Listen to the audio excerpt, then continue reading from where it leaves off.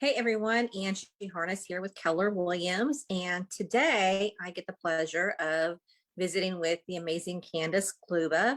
I met Candace the other night. We were both in an organization called Little Black Folk Women in Business, and she was presenting, and I was just super impressed with what she's doing. She is an educator and a coach. And Candace, why don't you just come on and tell us a little bit about yourself? Hi, Angie. Yeah, hi, everybody. So my name is Candace Kluba, and I am an educator and a coach in many areas. I focus really on self-love and well-being, and I utilize mindfulness and a holistic fitness program called IntenSati in everything I do. So, Candace, tell everybody a little bit about what is IntenSati. Sure. IntenSati is a holistic fitness approach. The developer of the program, Patricia Moreno, developed it over on the East Coast, not East Side, East Coast. She lived in New York when she developed the program, and it's really kind of an infusion of mindfulness and neuro-linguistic programming.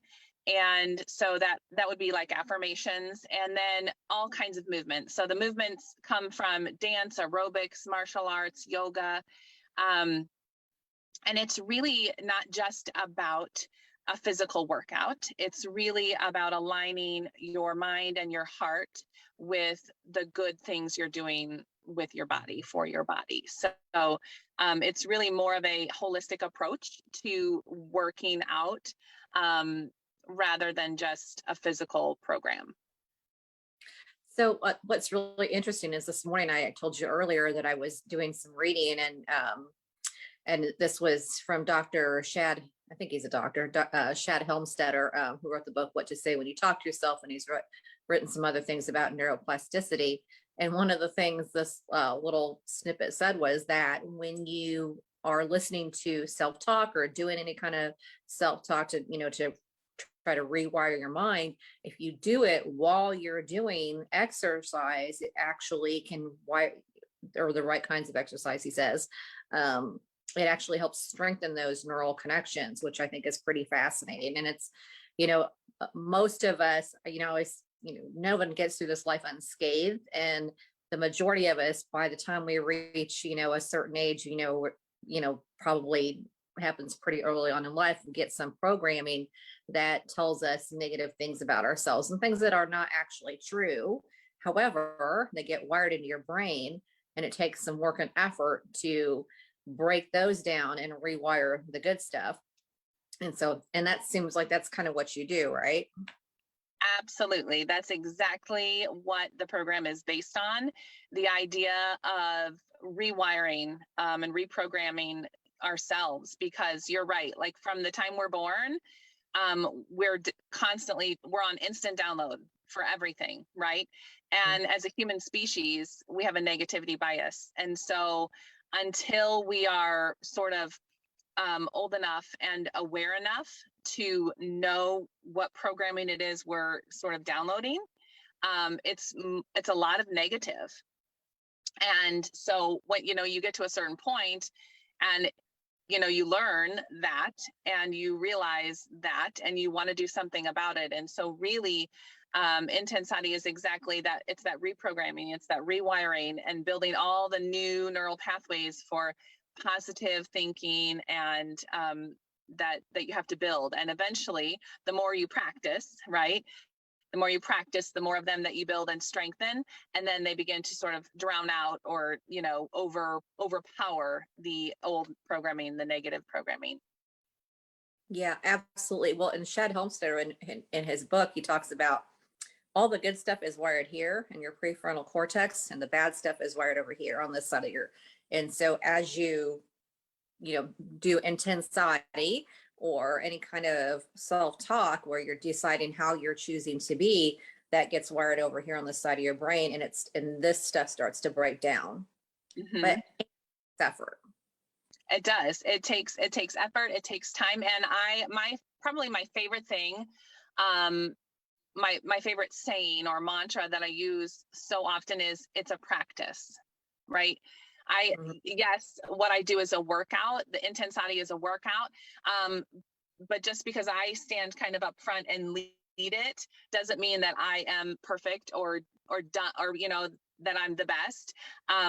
What I always do is a practice. And I think that that is a great motto to look at everything with, right? Every day. And every day we wake up and we get to practice again, right? Is anybody going to have a positive attitude every day, all day long? No. Are we always going to be able to find the good in something? No, but it's a practice. And so I use that all the time. I use it about my own practice, and I use it when it comes to anything else. It's just a practice. Oh, I really messed that up. It's a practice. I can practice again tomorrow or later today. And, it's sort of my whole motto about not beating myself up about things. I think that's so good. And I think that really that's where awareness comes in, because it's so easy, and we're overwhelmed with advertising and social media and all these things coming at us all the time. And it can be very easy to, especially for younger people, to get sucked into like the comparison game and, oh, look at their great life, or all their this or that, and start that negative self-talk. And so having that awareness and being able to catch yourself if you're doing that, and then flip the script. Yeah. And so we were talking earlier, you said you're talking about mindfulness and how you define that a little differently. Tell us about that.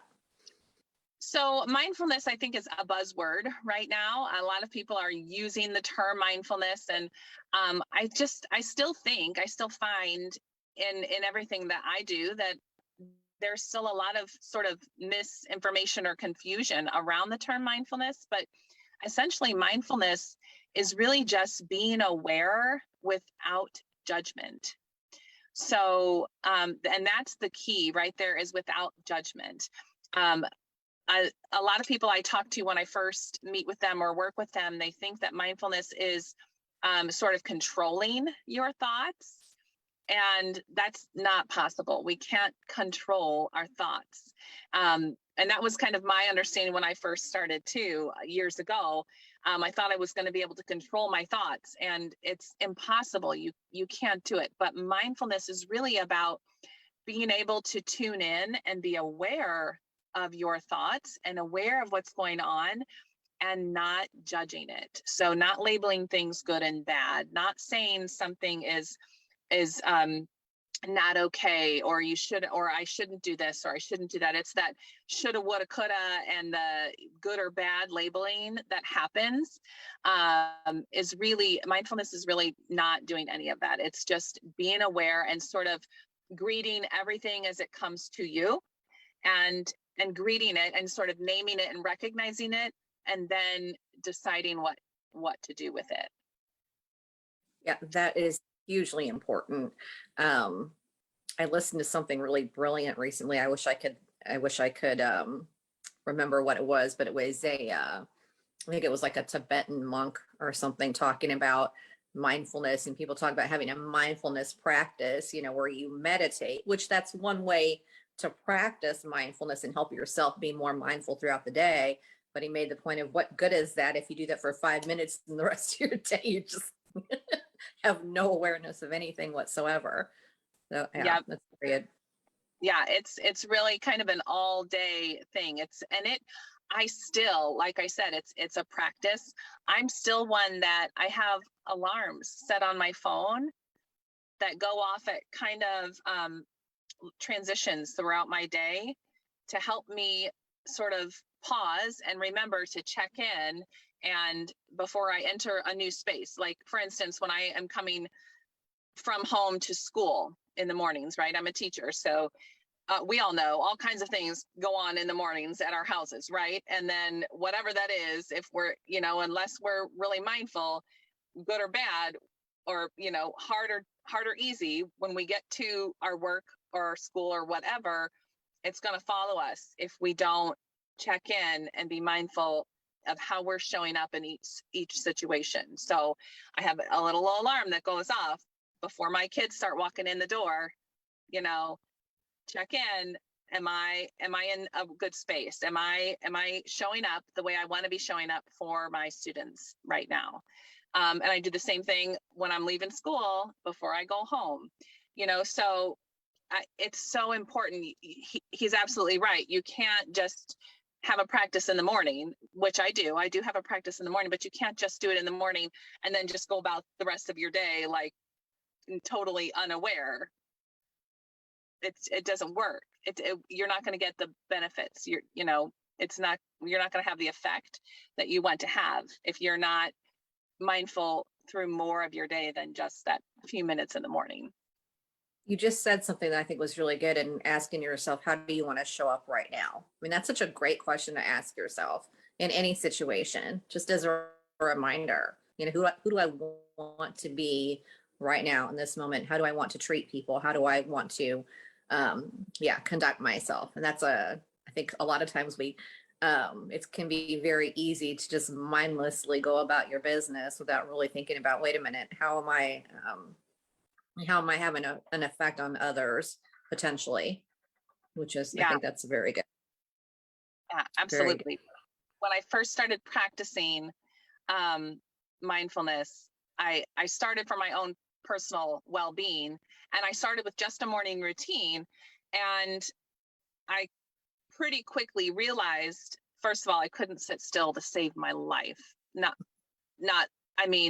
seconds. 10 seconds was difficult. Okay. And, but I quickly realized that little bit of time I would give myself in the morning felt so good.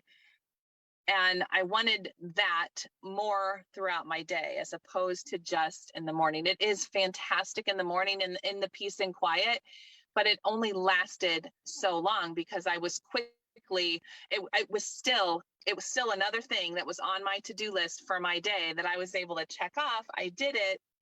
And then I just am like, at first I thought, oh, well, I did it. I did my mindfulness. I'm good, but it's not enough really. And it didn't take me too long before I thought, okay, I do have that great 5 minutes in the morning or whatever, but then I'm leaving it behind, and I'm no longer thinking about it, and I'm continuing to just go plow through my day, checking things off and getting things done because taskmaster, right? And so it really, really had to transform into a practice that I put throughout my day, so that I'm not just running my life and I'm living my life. Well, and also when we are mindful and aware, then we're making better decisions. We're not just reacting to a situation. Years ago, back in the 90s, I spent 8 years working in a residential treatment facility with juvenile sex offenders. And this was, as you can imagine, was a very high stress job. Because we're not an easy population of kids to work with. And I had a meditation practice. I practiced mindfulness. I worked out religiously. And those were the things that enabled me to do that work, because if I couldn't be mindful when you can really be going from one situation to another, and it's all intense and high stress. And without being able to be mindful, there's no way I could have done that job. It was really, really very challenging. And I think it's important for people to understand the reason we have these discussions is because, so many people are out there going through hard times right now. A lot of people really had a hard time, especially during COVID, when people were shut up in their houses, people who lost their businesses, out of work. I'm not talking about people who are choosing to not work. I'm talking about the people who want to be employed and are really struggling. These kinds of exercises can really help you get through those challenging situations. Absolutely. Absolutely. So when you say, it made me think of a quote by Viktor Frankl, and I'm probably not going to quote it exactly right, but it's the space between the thing that happens and how we respond. And in that space between, it's it's pivotal, right? It's everything, but it's about taking that space instead of immediately reacting. It's taking that space so that we can respond. And when you take that space and use it to take a breath. And yeah, my favorite mindfulness strategy is name it to tame it, or rain, but I'm not here to necessarily teach, but when you take a breath and name what it is, the emotion that you're feeling, it immediately takes you from the lizard brain of that fight, flight, fright, response, to bringing it to the front of your brain where you can make your good decisions. And yes, it does absolutely help us make better decisions, because we can, or more, I go back and forth about the good, the bad, the better, really it's making a decision that's more in alignment with really how you want to be showing up. Right. We all have that moment where we shouted our children or what have you at home, or shouted our spouse or what have you. And then later, you just kind of are thinking about, I didn't want to do that. Why did I do that? And you feel bad about it, right? In that moment, if you can take that breath and use that space to sort of breathe, and then you can respond in a way that's more aligned with how you really want to be showing up, so that later you're not beating yourself up. Absolutely. Well, you're being proactive versus reactive, right? Yeah. If I tell you what, you mentioned Viktor Frankl, Man's Quest for Meaning, go get yourself some Viktor Frankl, read that. Because if you're having a hard time, go read what he went through during the Holocaust, lost his entire family, was in a concentration camp, and then went on to develop logos. I think I'm saying correctly, logos therapy. I think it was, yeah. I mean, the guy, it was just, you talk about a thought leader and someone, and who writes beautifully too. I mean, you go just read that he wrote, and it's like, oh my goodness, it's just beautiful. Yeah, get you some Viktor Frankl in your life. It'll change your world for sure. You can't, it's hard to feel sorry for yourself when you read anything that he wrote. Like, yeah, you just, you can't, like, what? No, so good. I mean, we, some of us, the worst thing we ever went through, was, or for some people, the worst thing they went through was COVID. That might be the most traumatic thing they've ever had to deal with. Well, go read some Viktor Frankl, and you'll be like, COVID? Yeah, that's nothing. Nothing. Yeah. So powerful. Real quick, tell us, so we talked about your class, IntenSati. Did I say it right? Mm-hmm. Okay. So just give a little, talk a little bit about what that's like when somebody comes to one of those classes, what they could expect. Sure. So no matter who the teacher is, and by the way, this program that I teach, IntenSati, I teach it, and I am, as far as I know, I am the only leader teaching that class in this area, in the whole, I can't say in the whole Midwest, because I think there are some people up in Michigan, and I think, technically Michigan's considered Midwest, but other than that, I am really the only teacher that I know of teaching in the surrounding states, and including. So, and you can find it online in some places. I have it online, but no matter where you go or who the teacher is, the warm-up is always going to be the same, which I love. And I always tell everybody that, because it's so important, because the practice really is about mindfulness, and it's about having a practice. And so when you start, it's a matter of being able to get in tune with yourself and settle yourself in, so that you can have a good practice. And really, how, we do that by feeling at home. And so the warm up, which does have some affirmations and movements, is really meant to make you feel at home. And so in the warm up, there's always an introduction and a welcome on my part, right? Because every month we have a new series, and by series I mean movements with affirmations, and they're always around a theme. And so every month that part changes, but So I'll talk about the affirmations and the theme, and then we do the warm up, and the warm up is what's always the same no matter what. We start with intentions, and then we do more like yoga type movements with affirmations for the warm up. And then we go into some cardio. And I say cardio, mind you, I have had students that did this from chairs. I have small children that, I do a kids version called IntenSati. So small children can do it. And no matter what, it's modifiable.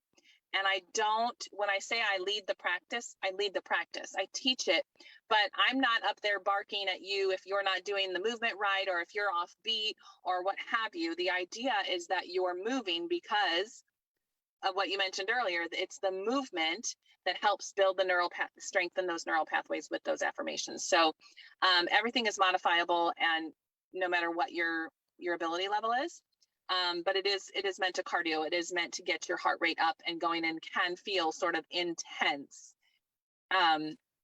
Even though the word part inten from IntenSati, the name of it, inten comes from intention. And the sati is the Sanskrit word for mindfulness. So, but it can feel intense. And then we always have a cool down, and we end with, sort of another moment of mindfulness. And so it really is a full circle practice. And yeah, it's considered a workout in some viewpoints. But I really refer to it as holistic fitness. The developer herself, Patricia Moreno, refers to it as spiritual fitness. But it's really about aligning your mind, heart, and body. It's not just a workout. So Candace, have you, and I'm putting you on the spot here a little bit, I'm, thinking about maybe some people who've come to your class and continue to come. What do you see happening when people, from where they started to, now? Sure. So I'll think about two specific instances over the time. I do have some testimonials that I share. One, I had a student who was an acquaintance of mine, and watched me kind of unfold all of this as I learned and was trained, and started really reading and seeing what I was putting out there about IntenSati. And it kind of got her excited, but she was really nervous because she was really, really overweight, and didn't have good experiences with attempting to lose weight up to this point.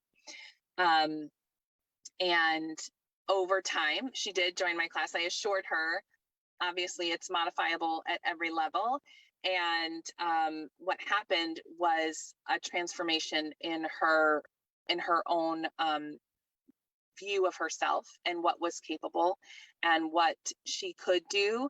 And she was able to see it more of every little step mattered no matter what. And her mindset was able to shift, and she was able to begin experiencing more progress, more success physically, because of the shift that happened up here and in here first. And so, yeah, she started coming to my classes, but that's what it's about. A lot of people think, and from a gym perspective, if I were teaching in a fitness center, that's what they're coming for, a workout, right? I have another person who thought she was coming for a workout, right? So my first person kind of saw more of it from my social media and was able to know that she was coming more for what's up here first. And she was getting the workout. This other person thought she was coming basically for a workout, and wound up sort of being surprised at what she really felt up in the shift in the mindset and in the heart. And she really has taken the practice to a much deeper level, as far as, she didn't necessarily need the physical workout as much as she did this, but she didn't know she needed this. So it's always kind of interesting to see what happens with people when they give it a chance without really knowing a whole lot about it, because it always it always aligns. And I haven't met anybody that came to more than a few classes. I'll say maybe the first class, you still kind of walk away going, that was maybe a little weird, but because you're shouting affirmations, right? The way we do it in class is a call and response. So I say the affirmation and then you call it back to me and we go back and forth. And most people aren't used to that. They've never done that before. It seems weird. A lot of people don't even talk when they're working out. Maybe they chat with a friend, but usually they're up here in their head saying things like, I'm so tired, I can't do this. How much longer, right? And so they're not used to that. So it does seem really weird. It does seem really weird, but I think that transformation and that awareness, the idea of what happens always happens within the first few classes. And they realize that this is so much more than a workout. And it's really more about the mind and heart. The body is almost like the afterthought. Yeah, I love that. I love that you talked about the lady who, it sounds like she's obviously lost some weight, and because she's getting her mind right. And then the other lady was in shape and needed to get her mind right. So that's I think that's cool. That's very cool.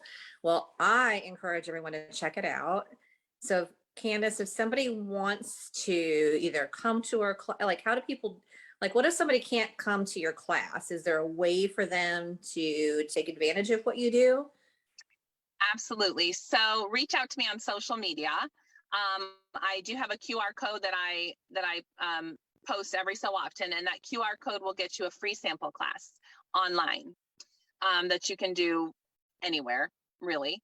And then I also, on my website, I do have what I consider to be on-demand practices, and some are an hour long, some are 30 minutes long.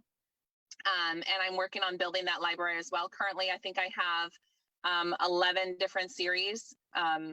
And I offer the long version and the short version. I always recommend you do the long version before doing the short version, because the long version really gives you sort of the practice and the theories behind each theme. And then that shorter version is great for those mornings when you just need a quicker practice.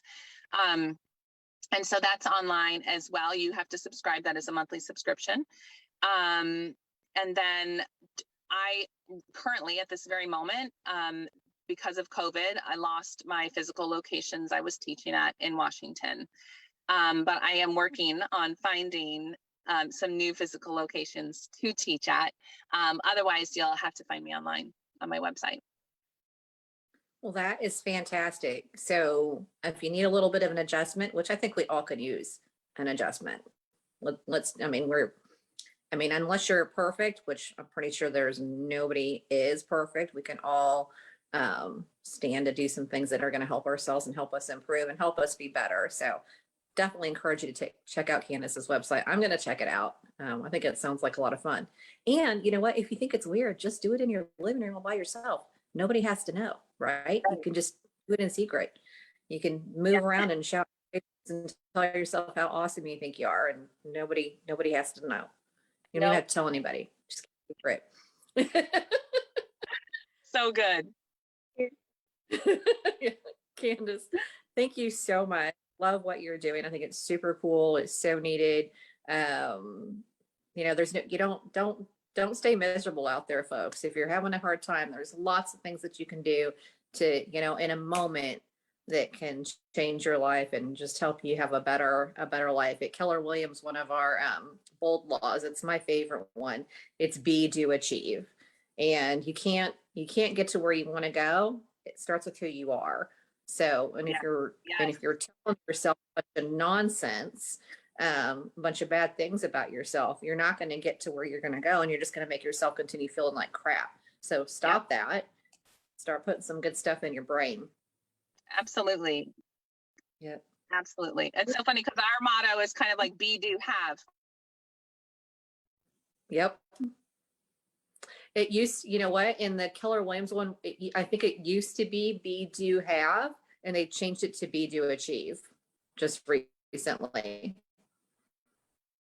Oh no. And I think Candace just froze. Well, I guess that's a perfect stopping point. We lost Candace. Have a blessed day, everybody.